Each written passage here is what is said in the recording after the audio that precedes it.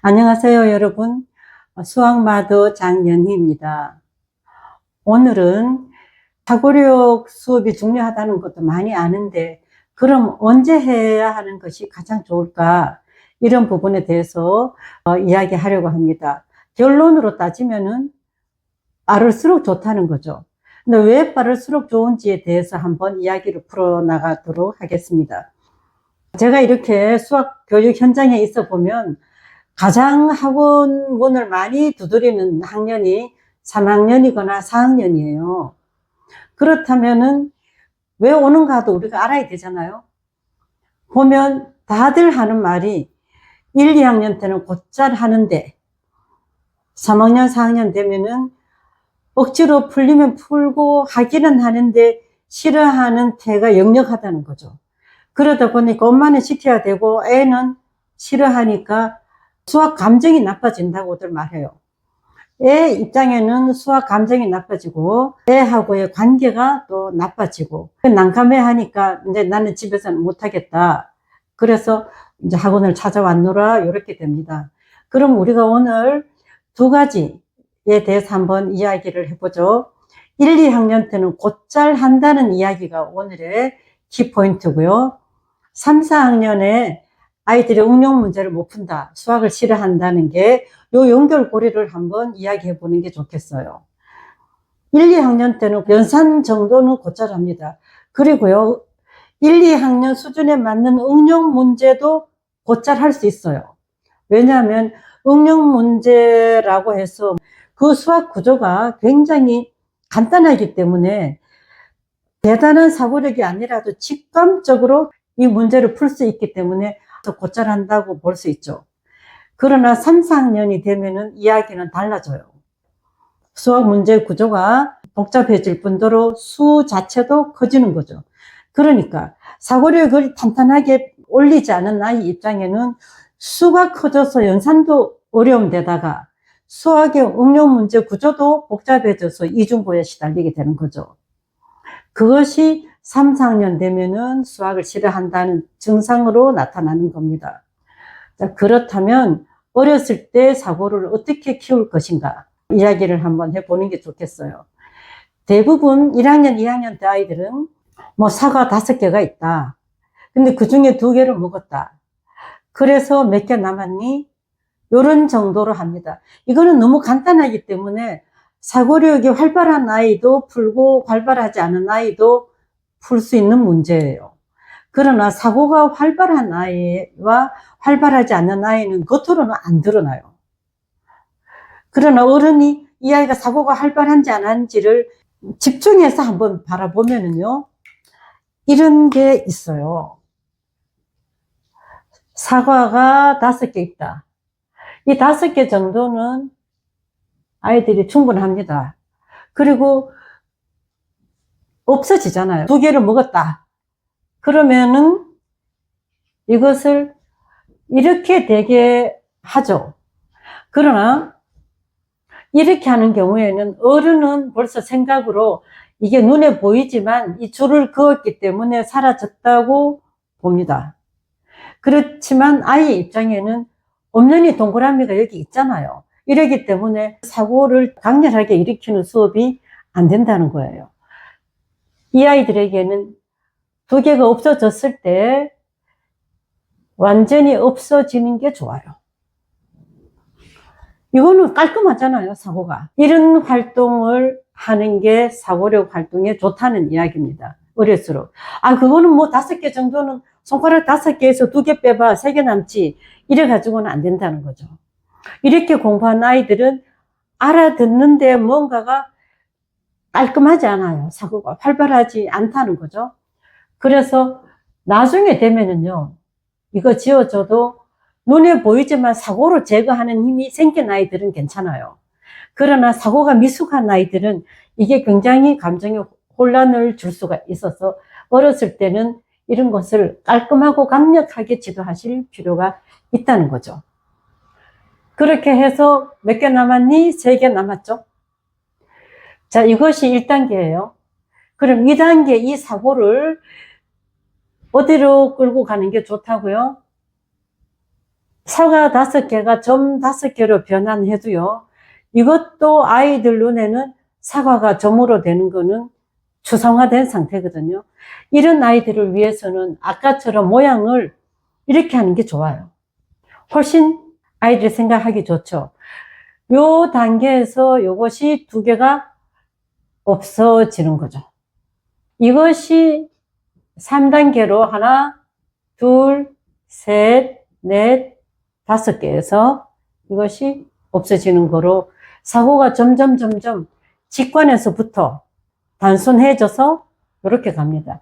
이것이 나중에 5에서 2개가 없어져서 3개가 남을 수밖에 없다는 것까지 일련의 사고 과정을 촘촘하게 겪게 하는 것이 사고 발달에 도움이 됩니다.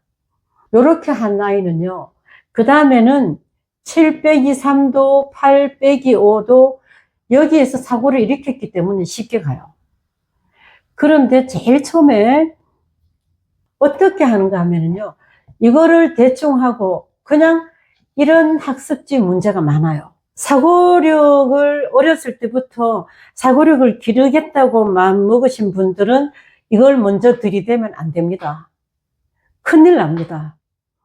애들은 이것도 엄마가 야, 5개 있잖아. 근데 2개 빼봐. 요 정도는 직관으로 하기 때문에 한단 말이죠. 그러나 엄밀하게 따지면 이렇게 해서 하는 사고는 이 사고 과정을 거친 애보다는 훨씬 더 저급한 에너지를 갖게 돼 있어요. 그러니까 1, 2학년 때는 이런 문제는 곧잘 할 수는 있지만 자신 있고 명쾌하게 어떤 문제를 갖다 놔도 자신 있게 하기에는 애들이 벌써 수학 에너지가 빈약한 상태에서 올라오는 거죠. 이런 조짐이 확실하게 드러날 때가 3학년, 4학년이에요. 왜냐하면 1, 2학년 문제로는 드러날 수가 없죠. 이렇게 한 아이는 어떤 문제로 진화할까요? 버스에 5사람이 탔는데 2사람이 내린다라는 말과 같다는 걸 알죠. 애들은요. 그러면 버스가 아니라 이번에는 5m가 있었는데 2m를 잘라서 썼다 라는 걸로 진화할 수가 있어요. 그다음에 응용할 수가 있어요. 그야말로 이게 사고의 응용이에요. 이 상황이 정리가 되면은 얘들은 여기서 이쪽으로 가는 거죠. 이것이 사고가 활발한 아이로 만드는 수학적인 지도 방법이에요. 그렇다면은 우리가 연산지를 계속 의미 없이 풀리는 거를 많이 해야 되겠습니까? 초등학교 1, 2학년 때는 이런 구체적인 상황을 많이 설정하고 해결해야 되겠습니까? 제가 이렇게 보면은 3, 4학년 아이들이 수학을 어려워해요 하면서도 들고 오는 문제집은 최상위 문제집, 응용 문제, 굉장히 어려운 걸 많이 들고 와서 이거를 3번을 했네, 4번을 했네. 그런데 3번 하고 4번 하고 굉장히 반복을 시켰는데 문제는 애는 안 좋아한다는 거죠. 아니, 그렇게 많이 했으면은 잘할 텐데, 잘하면 기분이 좋을 텐데, 왜 안 좋아할까요? 어려운 문제 안에 머릿속으로 아까처럼 사과가 5개 있었고, 2개가 없어지고, 이 남았는 것이 이렇게 점으로 왔다가 이것이 숫자로 해결되고 수식으로 해결되는 이 과정이 뚜렷하지 않고 애 눈에 보이는 거는 2단계가 보인다는 거예요. 근데 2단계가 여기서 이게 뭔지가 상상이 안 되기 때문에 애들은 싫은 거예요. 그러니까 3, 4학년의 어려운 문제를 잔뜩 들고 다닐 일이 아니라 낮은 단계에서부터 굉장히 꼼꼼하게 이 사고 활동을 시켜줘야지만 진짜 어려운 거를 좋아해요. 3, 4학년 아이들을 데리고 이런 것들을 충분히 활동시키고 난 다음에 이제 그만하자 해도 애들이 나를 놔주지를 않아요.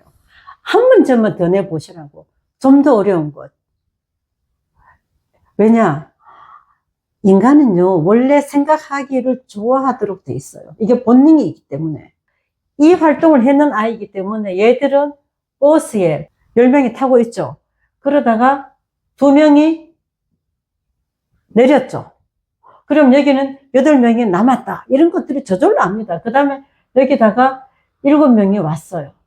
심지어 어떤 아이는, 그러니까 7하고 2를 미리 계산을 해서 해결해도 되겠구나까지 발전하는 아이도 있어요. 그럼 이것을 식으로 하면은 10 빼기 2 더하기 7. 이렇게 하잖아요.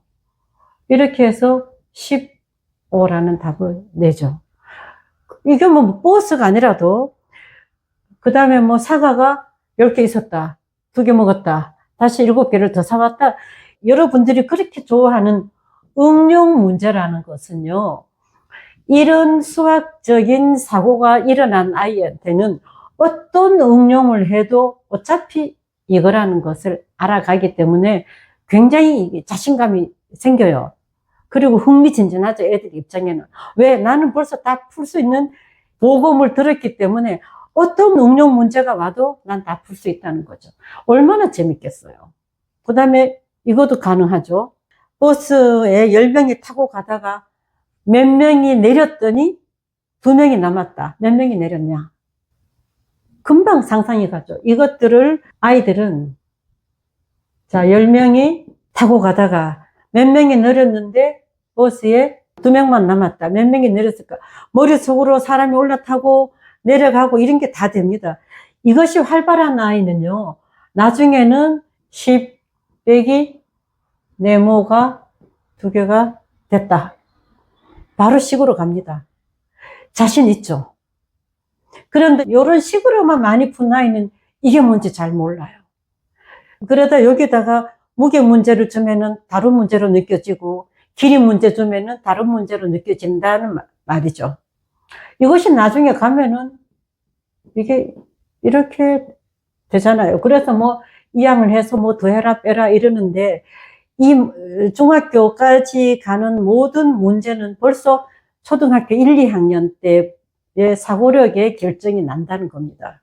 사고력을 키우고자 하시는 분들은 아주 쉬운 데서부터 현실적인 장면, 이런 것들을 아이에게 머릿속에 많이 떠오르게, 이렇게 깔끔하게 한 번만 짚어주면요, 그 다음에는 무게 문제 만들어봐라, 길이 문제 만들어봐라, 사람 문제 만들어봐라, 아이들이 합니다. 사실은 이미 국가에서는 그런 걸 시도해서 수식을 주고 문제를 만들어 보세요, 이렇게 하는데 그걸 애들이 다 어려워하잖아요. 어려워하니까 그거는 잘 안 할 것 같은데, 왜 어려워하는가 하면은 이미 이런 낮은 단계에서 충실하게 사고력을 키워오지 않았기 때문에 조금만 문제가 어려워지면 이게 머리에 안 떠오르는 거예요. 그렇다면은 이걸 통해서 문제를 못 만드는 아이들에게 이 문제를 들고 가르친다는 거는 굉장히 힘든 거죠. 애는 싫어하고 엄마는 가르쳐야 되니까, 이 결과가 뭡니까? 감정이 나빠진다든지 관계가 나빠진다든지 하는 것은 그게 이유가 아니라 벌써 결과론적이란 말이죠. 그런 것들을 해결하기 위해서는 뜻밖에도 너무나 쉬운 사과 5개에서 사과가 없어지고 사과가 오는 것부터 여러 번, 이제는 그게 너무 쉬우니까 좀 더 어려운 걸 내보세요 소리가 날 때까지 반복하는 것이 아이들의 사고력을 키운다든지 응용력을 키운다든지 하는 굉장히 중요한 활동이라고 저는 이야기합니다. 그러니까 오늘은 사고력은 빠를수록 좋다, 빠를수록 어려운 문제를 풀어라가 아니라 빠를수록 그 연령에 맞는 상상할 수 있는 낮은 단계에서부터 구체적인 활동을 많이 해라, 이렇게 말하고 싶습니다. 감사합니다.